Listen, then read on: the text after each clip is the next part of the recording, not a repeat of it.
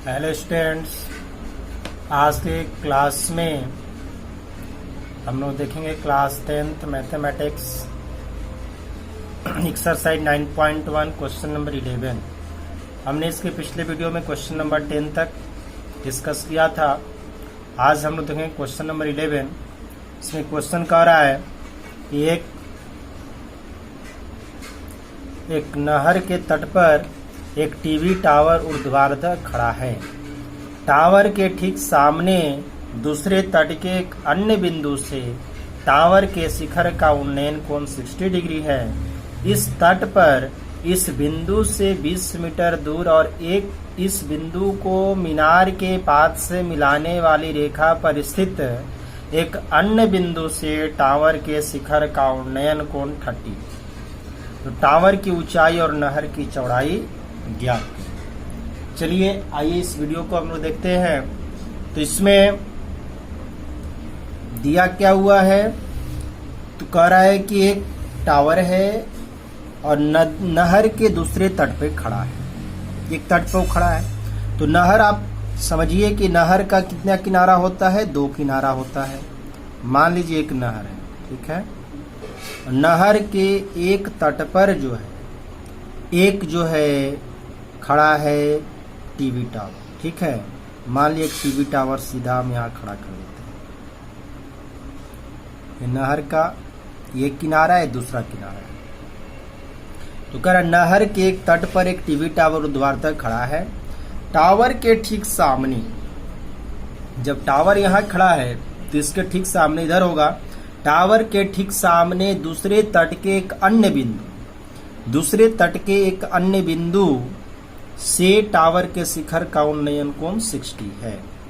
यानी यहाँ मान लिए इसका अन्य बिंदु है, दूसरे तट है, और यहाँ से इसका जो है उन्नयन कोण कितना बन रहा है, 60 डिग्री बन रहा है।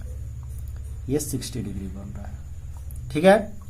अब कह रहा है इस तट पर जिस बिंदु से बना 60 डिग्री उन्नयन कोण, उसी तट पर इस बिंदु से 20 मीटर दूर, मतलब इसी तट पर और हमको आगे बढ़ना है लगभग 20 मीटर दूर, और इस बिंदु को मीनार के पाद से मिलाने वाली रेखा पर स्थित, देखिए मीनार ये था, इसके पाद से मिलाने वाली रेखा पर, इसी रेखा पर ये बिंदु है, इसी पर स्थित एक अन्य बिंदु, एक तो बिंदु ये था, एक अन्य बिंदु ये मिल गया।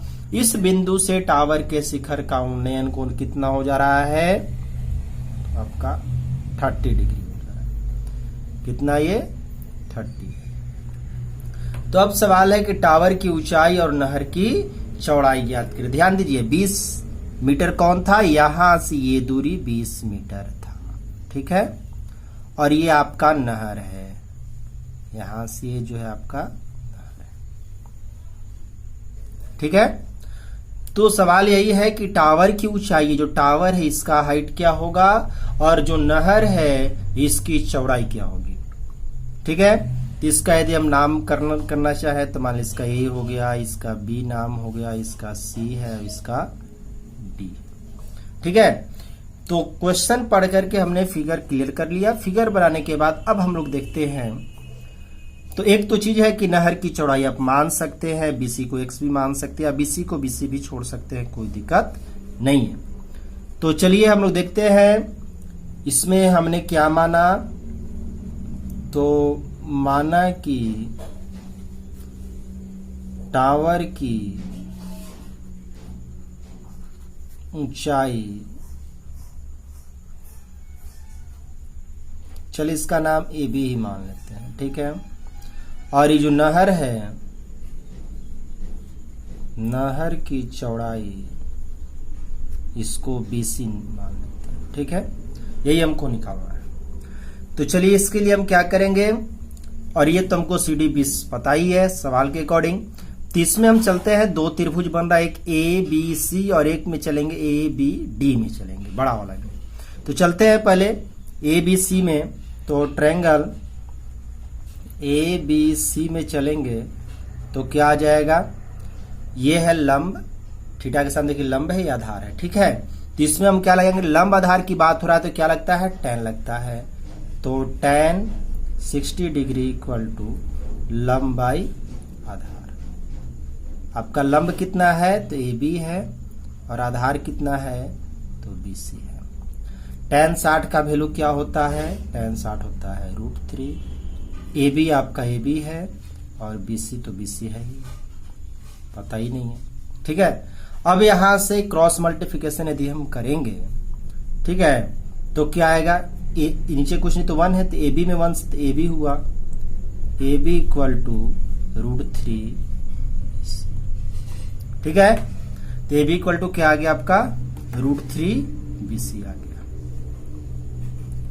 अब जो है ये आ गया, इसको आप समीकरण फर्स्ट मान करके छोड़ सकते। अब बात है कि हम ए बी इक्वल टू ही क्यों माने, तो ध्यान दीजिए ए बी जो लाइन है ये दोनों त्रिभुज के लिए कॉमन है, ए बी सी और ए बी डी, इसके लिए भी, इसलिए ए बी इक्वल टू इसको मान के छोड़ देंगे। अब चलते हैं हम दूसरा जो त्रिभुज है जिसका नाम है ए बी डी, तो हम चलते हैं अब यहां से कि ट्रायंगल ए बी और डी में, ए बी डी में चलेंगे हम लोग, तो इसमें देखिए क्या होगा कि इसमें लंब ये होगा, पूरा आधार ये हो जाएगा, तो इसमें भी tan लगेगा, तो इसमें हो जाएगा tan 30 डिग्री बराबर लंब बाई आधार। इसमें लंब क्या होगा, तो थीटा के सामने जो लंब है इसमें ए बी है, और इसमें आधार जो है क्या है, पूरा है बी डी। ठीक है, अब देखिए tan 30 है, इसका वैल्यू क्या होता है 1/√3 इक्वल टू, अब इसमें ए बी तो ए बी है, बी डी को क्या लिख सकते हैं, बी डी देखिए, बी डी को लिख सकते हैं B C plus C D, इसको लिख सकते हैं B C plus C D. ठीक है, अब देखिए हम क्या कर सकते हैं, ए बी इक्वल हमको करना है, तो इसमें इससे क्रॉस मल्टीप्लिकेशन होगा, तो ये आ जाएगा आपका √3, आ जाएगा √3 ए बी इक्वल टू, इसमें इससे होगा तो आ जाएगा B C plus C D. A B equal to क्या आ जाएगा, B C plus C D by √3। ठीक है, यहां से ये भी अकेला हो गया, यहां भी ये भी अकेला था, तो ये हो गया आपका समीकरण सेकंड। जब ये दोनों समीकरण हो गया तो हम जानते हैं कि जब एक तरफ इक्वल है तो अदर साइड भी इक्वल होगा। चलते हैं समीकरण फर्स्ट तथा समीकरण सेकंड से इसमें चलेंगे, तो क्या दोनों जब इक्वल, एक पार्ट है दूसरा पार्ट भी इक्वल होगा, मतलब √3 बी सी इक्वल होगा B C plus C D by √3। ठीक है, ये दोनों पार्ट को हमने इक्वल कर दिया। अब यहां देखिए क्रॉस मल्टीप्लिकेशन होगा, √3 होगा तो क्या हो जाएगा, 3 गुना होगा तो 3 हो जाएगा, 3 बी सी इक्वल टू ये आपका आ जाएगा B C plus C D. ठीक है, अब देखिए बी सी इधर आ जाएगा तो क्या आ जाएगा, 3 B C minus B C equal to C D. अब देखिए 3 बी सी में से 1 बी सी जाएगा तो कितना बचेगा, ये अभी आपका बचेगा 2 B C equal to C D, और तो बी सी इक्वल टू क्या हो जाएगा, सी डी बाई। अब देखिए सी डी क्या है, तो यही सी डी है जिसका वैल्यू हमको पता है ऑलरेडी 20, तो बी सी इक्वल टू कितना आ गया 20/2। ठीक है, ये 2 से कट गया, यानी बी सी इक्वल टू आपका आ गया।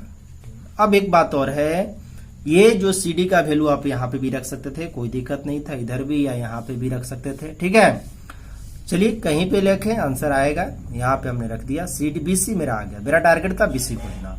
जैसे बी सी आ गया तो इस बी सी का वैल्यू कहाँ रख देंगे, समीकरण फर्स्ट में, तो हमारा ए बी का वैल्यू निकल जाएगा। बी सी क्या था, तो बी सी था मेरा नहर की चौड़ाई। तो चलिए इसी बी सी का वैल्यू कहाँ रख देंगे हम, समीकरण फर्स्ट में। BC का मान समीकरण फर्स्ट में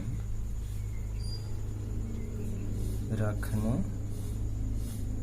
पर, तो समीकरण फर्स्ट जो है वो क्या है, तो AB equal to √3 BC। AB equal to √3 into BC कितना आया है, 10 आया है, यानी AB इक्वल टू आ गया 10√। ठीक है, सब मीटर में है तो ये भी मीटर में ही होगा। अब हमने क्या क्या माना था, तो BC किसको माना था, नहर की चौड़ाई को, और AB किसको माना था, टावर की ऊंचाई को। तो लास्ट में लिख देंगे कि टावर की ऊंचाई, टावर की ऊंचाई जिसको हमने माना था AB, वो कितना आ गया, वो आपका आ गया 10√3 मीटर। और उसके बाद हमने माना था नहर की चौड़ाई, जिसको क्या माना था, BC माना था, वो आपका आ गया 10। ठीक है, इस तरह से यही दोनों आपका आंसर। एक चीज और है कि इसको देखिए, ऐसे बनाने का थोड़ा बहुत चेंजिंग कोई कर सकता है, तरीका तो थोड़ा बहुत चेंज होगा ही होगा, लेकिन पूरा जो है आंसर सबका एक ही आएगा। कोई फिगर इधर से बनाए, कोई इधर से बनाए, उससे कोई दिक्कत नहीं, लेकिन हाँ मेथड सेम होना चाहिए। ठीक है, यहाँ से कोई डायरेक्ट भी कर सकता था लोग, और दूसरा मेथड से भी चल सकते थे, तो ऐसा नहीं है, सारा मेथड सेम है, आंसर आपका सेम आ रहा है। मेथड थोड़ा बहुत इधर उधर होगा तो कोई दिक्कत नहीं है, बशर्ते प्रोसेस सही होना चाहिए। आपका प्रोसेस सही है तो ठीक है। एक बार आप लोग अच्छे से इसको स्क्रीनशॉट ले लीजिएगा, धीरे धीरे इसको हम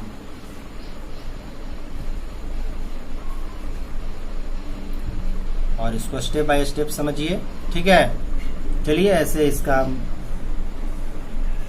स्क्रीनशॉट करके जो है हम इसको आगे में ऐड कर देंगे आपको वीडियो के।